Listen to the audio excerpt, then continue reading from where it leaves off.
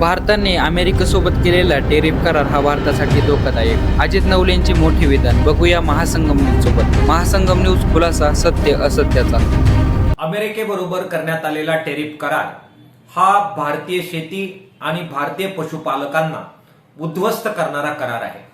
या करारान्वये 0% अमेरिकेचा शेतीमाल हा भारतीय बाजारपेठेमध्ये येणार हे आता उघड झालेलं आहे. चीन आणि अमेरिका याच्यामध्ये जे टेरिफ वॉर सुरू होतं त्या अंतर्गत अमेरिकेचं सोयाबीन चीनमध्ये घेण्यास नकार देण्यात आला आणि वेगळ्या प्रकारचे खरेदीदार हे शोधून त्या ठिकाणावरून चीनने सोयाबीन आयात करण्याची भूमिका घेतली.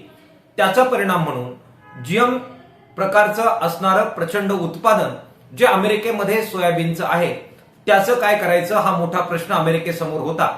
या कराराने त्यांनी तो सोडवलेला आहे आणि ते सोयाबीन सोयापेंड जर त्याच्यामुळे भारतात आलं ज्याच्यावर 0% आयात कर आपल्याला लावता येणार आहे हे भारताच्या सरकारने मान्य केलेलं आहे. त्याच्यामुळे सोयाबीन उत्पादक शेतकऱ्यांचे आत्ता जे दर मिळत आहेत ते सुद्धा मिळणार नाही आणि त्याच्यामुळे त्यांचं कंबरडं मोडणार आहे. दुसऱ्या बाजूला महाराष्ट्रामध्ये अगोदरच मोठ्या प्रमाणामध्ये दूध आणि दुग्ध पदार्थ यांचं एक्सेस उत्पादन होतं. त्याच्यामुळे त्याचे बाजारभाव आपल्याला पावडर आणि बटर याचे आंतरराष्ट्रीय भाव काय आहेत यानुसार ठरवावे लागतात आणि त्यामुळे त्या ठिकाणी बाजारभाव वाढले की दूध उत्पादकांना मोठ्या प्रमाणात त्याची किंमत चुकवावी लागते.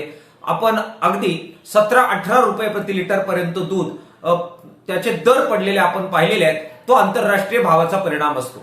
या करारामुळे अमेरिकेचं दूध आणि अमेरिकेचे दुग्ध पदार्थ हे जर खुल्या पद्धतीनं भारतीय बाजारपेठेमध्ये आले तर विशेषतः महाराष्ट्रामध्ये जिथे एक्सेस मिल्क प्रोडक्शन होतं त्या सर्व दूध उत्पादक शेतकऱ्यांचं कंबरडं त्याच्यामुळे मोडणार आहे आणि त्यामुळे मोठा तोटा हा पशुपालकांना आणि दूध व्यवसायाला भोगावा लागणार आहे.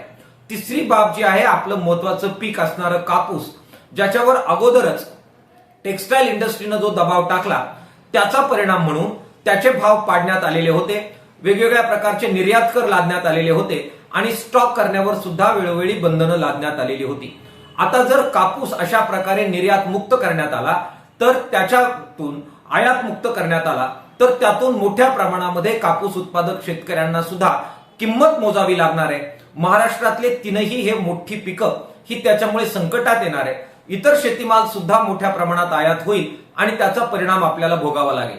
अमेरिकेच्या कृषी मंत्री ब्रुक रॉलेन्स सांगतात की ह्या करारामुळे ग्रामीण अमेरिकेमध्ये मोठ्या प्रमाणामध्ये पैसा येईल आणि तिथली अर्थव्यवस्था त्याच्यामध्ये जी तूट व्यापारामध्ये भारतीय अमेरिकेमध्ये होती तर ती अमेरिकेची तूट भरून निघेल. याचा सरळ अर्थ आहे की अमेरिकेच्या ग्रामीण भागात पैसा येणार असेल तर भारताच्या ग्रामीण भागातून आणि कृषी व्यवस्थेतून तो पैसा तिकडे जाणार आहे.